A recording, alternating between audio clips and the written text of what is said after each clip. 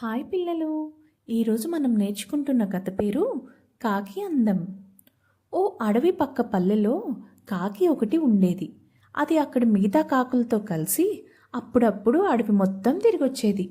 ఒకసారి అడవిలోని కొలంలో హంసని చూసి, తెల్లగా ఎంత అందంగా ఉంది హంస. దీనంత సంతోషంగా మరే పక్షి ఉండదు.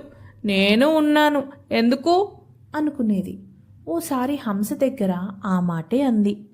నేను అలానే అనుకుని గర్వపడేదాన్ని, కానీ చిలుకను చూశాక నా అభిప్రాయం తప్పని అర్థమైంది. ఎరుపు ఆకుపచ్చ రంగుల్లో ఎంత బాగుంటుందో కదా చిలుక, అంది హంస. అప్పుడు కాకి చిలుక దగ్గరికి వెళ్ళి హంస అన్న మాటలు చెప్పింది.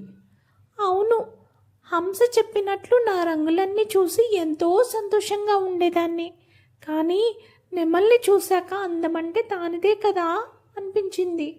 నాకు 2 రంగులే ఉన్నాయి, నెమలికి ఎన్ని రంగులో, అంది చిలుక కాస్త అసూయగా.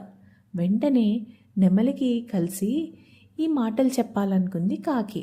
అడవంతా తిరిగింది, కానీ దానికి ఒక్క నెమలి కూడా కనిపించలేదు. ఒకసారి అది దగ్గరి ఊర్లోని జూలో నెమల్ని చూసింది. దాని వద్దకెళ్ళి, పక్షులన్నింట్లో అందమంటే నీదే. మనుషులకి నువ్వంటే ఎంత ఇష్టమో అంటూ పొగడ్తల్లో ముంచెత్తింది. కాకి చెప్పేదంతా విన్న నెమలి దీనంగా ముఖం పెట్టి, నా అందం వల్లనే ఇక్కడ బందీ అయ్యాను. అడవిలో ఉన్నంత వరకు వేటగాళ్ళకు భయపడి దాక్కుంటూ తిరగాల్సి వచ్చింది. చివరికి వాళ్ళ చేతికి చిక్కి ఈ జూలో పడ్డాను. ఇక్కడికి వచ్చాక కాకి కంటే స్వేచ్ఛజీవి మరొకటి లేదు కదా అనిపిస్తుంది. ఇక్కడ దాదాపు అన్ని పక్షులు బందీగా ఉన్నాయి, ఒక్క మీ కాకి తప్ప. నేనే కాకినై ఉంటే నీలా స్వేచ్ఛగా తిరిగేదాన్ని కదా, అంది.